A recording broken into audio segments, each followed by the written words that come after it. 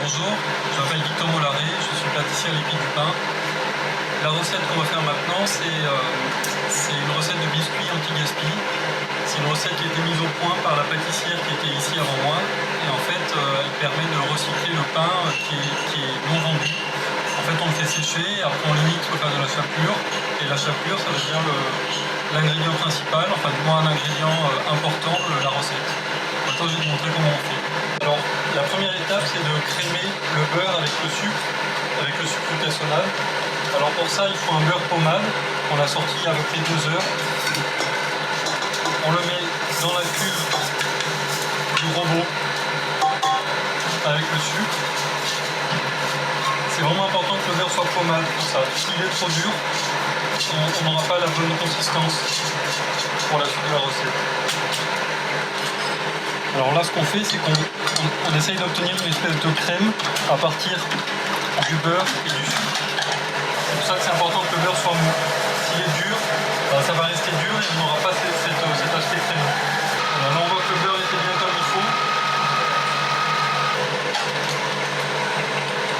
Voilà, ça ressemble à une crème. Une fois qu'on en est là, on va incorporer les œufs.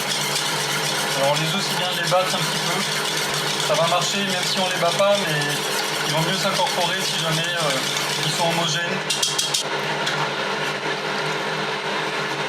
Donc, on n'a pas besoin de battre longtemps, on n'a pas besoin d'incorporer d'air, on veut juste que le mélange se fasse.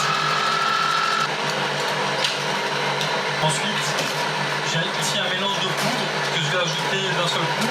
Alors on a de la levure chimique, on a de la farine, on a bien entendu de la chapelure, on la voit, elle est là, et on a un peu de sel. Voilà. Et là encore une fois, on n'a pas besoin de battre longtemps, tout ce qu'on cherche c'est l'homogénéité de l'appareil. Il faut que tout se mélange bien.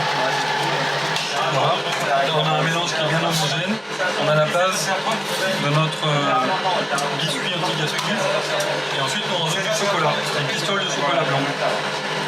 Alors on pourrait le concasser avant, parce que ce qu'on cherche, c'est pas avoir des morceaux entiers comme ça dans l'appareil, mais en le mélangeant à l'appareil et en continuant à brasser comme ça va le concasser en fait, et on aura bien les petits morceaux qu'on cherche à avoir.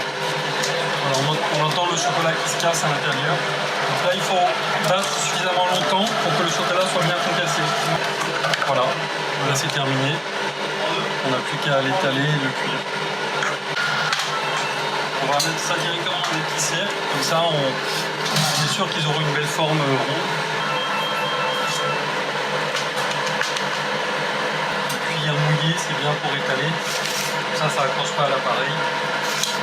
Sinon quand l'appareil est froid, là on vient juste de le faire, donc il est mou et collant, mais quand l'appareil est froid, on peut l'étaler avec les mains. En four, dans un four chaud, à 180, pendant 7-8 minutes.